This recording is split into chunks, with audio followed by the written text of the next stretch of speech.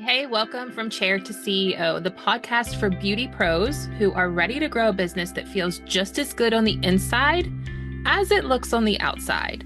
I'm your host, Amanda Smearman, salon and spa owner, educator, mentor, and your go-to for all things leadership, mindset, and business behind the chair. Whether you're dreaming about opening your own space, building a high-performing team, or just trying to juggle life and clients without losing your mind, I'm here to help you turn that hustle into something sustainable, profitable, and aligned with who you really are. Each week, we'll dive into real talk about growing your beauty biz, leading with heart, navigating the ups and downs of entrepreneurship, and building a life that you actually love along the way. So grab your coffee or your color bowl, and let's get into it. Hey friend, welcome back to From Chair to CEO, the podcast that helps beauty pros and salon owners scale with intention, serve with confidence, and finally build a business that works for them. I'm your host, Amanda, salon owner, stylist, educator, and your new business bestie. And today we're diving into something that completely changed the way I approach consultations, rebooking, and retail in my salon. Because here's the truth. You're not serving one type of client. You're serving at least 3. And I'm going to be clear, there's actually 12 buyer types, but we're only going to talk about 3 today. Each one needs something different from you if you want to keep them coming back, spending more, and telling their friends about you. So today I'm going to walk you through the 3 most common client types you're serving in your business, how to recognize them the moment they walk through the door, what each type needs from your consultation, your service flow, and your rebooking or retail pitch, and how to tailor your guest experience to serve them better and grow your business in the process. But let's start with the why. One of the biggest mistakes I see salon owners and beauty pros make is they try to create a one-size-fits-all experience. Same service menu, same consultation, same checkout routine for every single client. And while consistency is important, I'm not contradicting what I've said and what I said on last week's episode. Personalization is profitable. Think about it. Not every guest gets motivated by the same thing. This is why we offer different promotions throughout the year. Not every guest is going to want every single deal. There's 1 or 2 for everybody. Some people want results, some want pampering, some want deals. And if you don't know which one you're talking to, you're going to miss the mark completely. Inside my retail strategy mini map, I teach how to use buyer types to tailor your consultations, recommendations, and language so they actually land with the client in front of you. Because if your service or retail pitch feels off to the guest, it's not always your pricing. It's not your skill. It's your approach. So let's fix that. Let's break down the 3 types of clients you're most likely serving in your salon and what each one really needs from you. Number 1, we have Loyalty Linda. Linda's been with you for a while. She pre-books, she refers friends, she trusts you, but she's also watching the budget. Think about who your Lindas are. Here's the things that motivate her. Trust and consistency, feeling valued as a longtime guest, occasional perks or appreciation, and here's how she shows up. She says things like, whatever you think is best. She wants a relationship, not a transaction. I have a couple of my own personal clients in my mind right now when I think of Loyalty Linda. I actually have several, probably the majority of my clients after 22 years in the industry. I have a lot of Loyalty Lindas. So if you're still new in the industry, you might not have a ton of Loyalty Lindas yet, but pay attention because you're going to get them. She also may be hesitant to try something new without a very good reason. Here's what she needs from you. A customized check-in. Hey, Linda, how did your style hold up after our last visit? Subtle upgrades. We did this last time. Would you be open to trying a blank today just to freshen it up? Maybe a toner, maybe a conditioning treatment, something, whatever fits with your service offerings. A loyalty-focused retail pitch. This is what I've been using in the salon on you. If you love the way it feels, I can show you how to use it at home. The danger zone with Linda is neglect. If she feels taken for granted or unimportant, she'll quietly leave and you'll never see it coming. Who has had those clients that you've had consistently, and then all of a sudden they cancel their appointment for whatever reason and you never see them again? We've all had them. The second client, Deal Hunter Dana.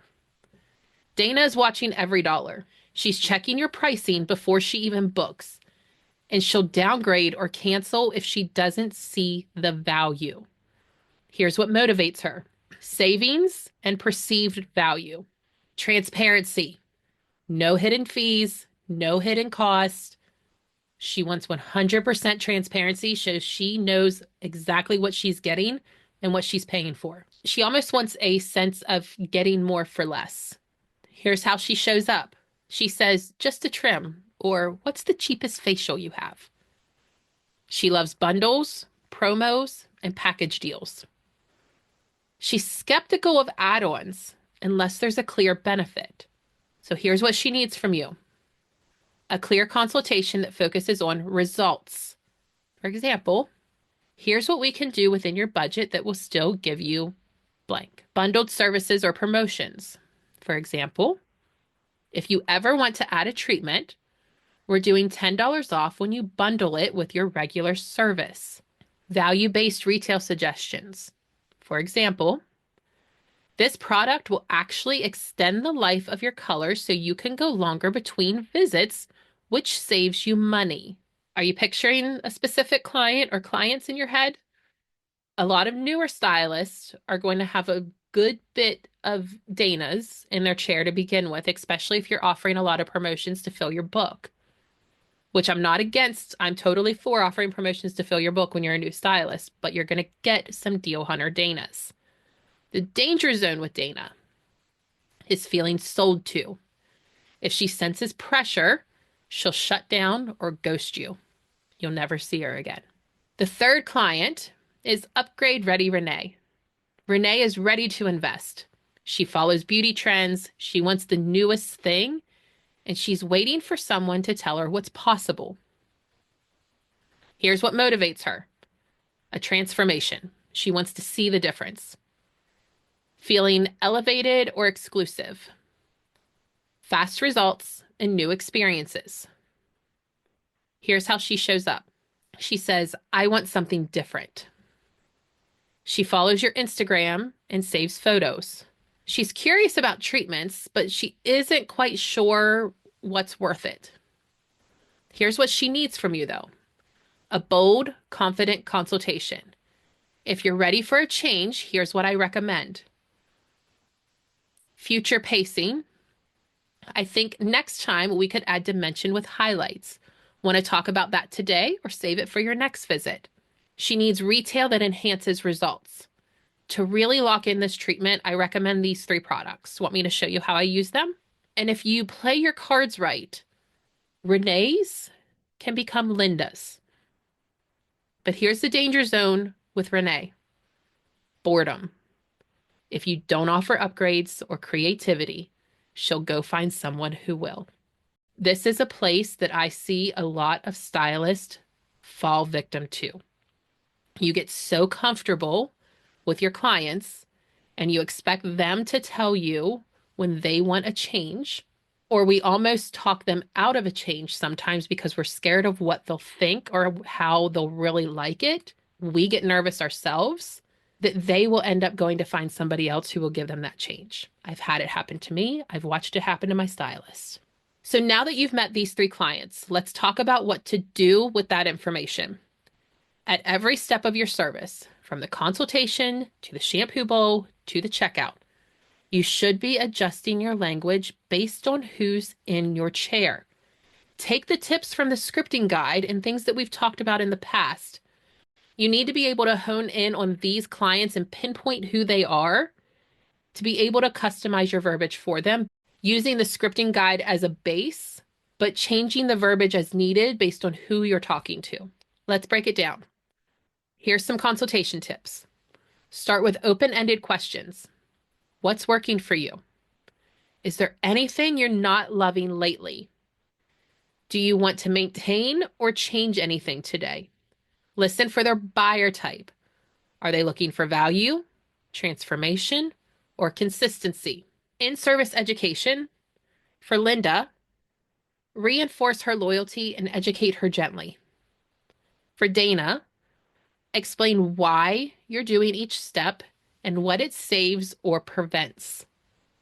For Renee, drop hints about future upgrades or ideas you're excited about.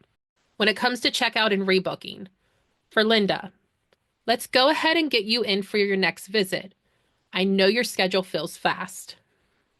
For Dana, if you're thinking ahead, we're doing a promo next month that might be perfect for your next service. For Renee, I'd love to see you back for that color add-on we talked about. Want to get that locked in now? So you can see it's all the same concept. You're still offering the same thing, but you're just tweaking the verbiage a little bit based on who you're talking to. And I'm not expecting you to go in this and be perfect, like, oh, this person is a Dana, this person is a Linda, this person's a Renee. It's good. It might take you a little bit, but once you start recognizing their buyer types, it'll be easy to transform your verbiage to fit each of them. So, all right, what do you do with all of this? Here's how to start customizing your client experience immediately. Start paying attention to language your clients use. Start tagging them in your mind as Linda, Dana, or Renee. Number 2, adjust your scripts. Your consultation and checkout language should meet your client where they are. Educate your team. If you're a salon owner, this is gold for training. Teach your team to identify buyer types and tailor the guest experience. And number 4, download the freebie because it's free. If you haven't already grabbed my retail strategy mini map, it's totally free and includes my buyer type cheat sheet, promo planner, and some killer retail scripting. If today's episode made you go, oh my God, I have a Dana, or I definitely have a Renee, then please do me a favor and share this with your team or your stylist bestie. This is how we stop guessing and start growing. You can find this freebie at amandasmearman.com/freebies. And if you're ready to level up your guest experience even more, my client experience toolkit and scripting guide are packed with everything you need to customize, train, and sell without feeling salesy. As always, thank you for being here. You are the CEO your business needs, and I'm so proud of you for showing up. I'll see you next week.